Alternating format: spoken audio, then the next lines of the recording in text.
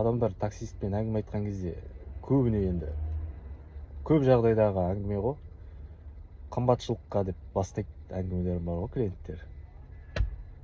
Тек анау қымбат, мынау қымбат, өмірге жаловаться етеді көбі, үлкен кісілер әсіресе. Ой, тек анау ғой, ой, тек мынау ғой деп.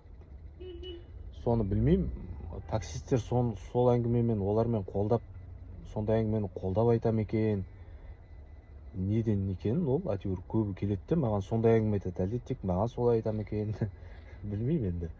Сосын мен жайлап кеше болған оқиғаны айтайын. Сосын сөйтіп айтып келе жатыр маған. Ой, сейчас все дорого. Магазин заходишь, там последние копейки отдаешь деген сияқты ғой. Хотя просто домой хочется что-нибудь взять деген сияқты. Соны айтады да маған. Мен айтам ғой сосын, жалпы сізде баспанаңыз бар ма деймін ғой. Жайлап сұраймын ғой. Да, дом есть, да, квартира что ли дейді. Мен айтам, да, квартира своя десем. Да, дейді. Еще андай жаңадан салынған новый үйге алып бармын. Соны айтам ғой, мә, онда дейтін сізге шүкір ету керек қой, көп нәрсеге деп. Да, конечно, деп айтып кетті. Сосын мен айтам ғой, мысалға дейтін, сейчас многие же на квартире живут, молодые семьи, например.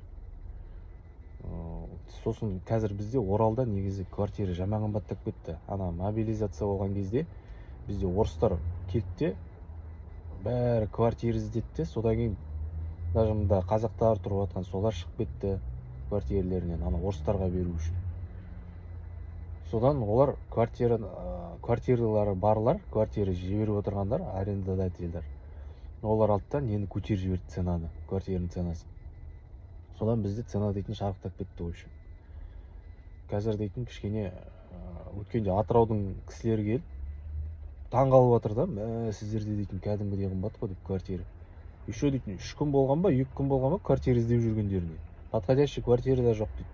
Дұрыс. Енді көбі келгесін центрдан іздейді ғой. Соны айтады да маған. Бізде Атырауда дейді, мысалға тез дейді. Квартираны бүгін іздесең, бүгін табасың дейді. Еще ценалар ондай қымбат емес дейді. Ол рас енді. Бізде қымбат та именно. Немен Россиямен шекараласып болғасын ғой. В общем, айтайын дегенім, ол квартира жалдап жүрген адамдарға қазір оңай емес та негізінде. Бірақ соны ана кісіге айтам ғой. Енді сізге көп нәрсеге шүкір ету керек қой мысалға деп. Соны ойланып қалды да. Сондай нәрсені айтсаң, адам баласы ойланып қалады.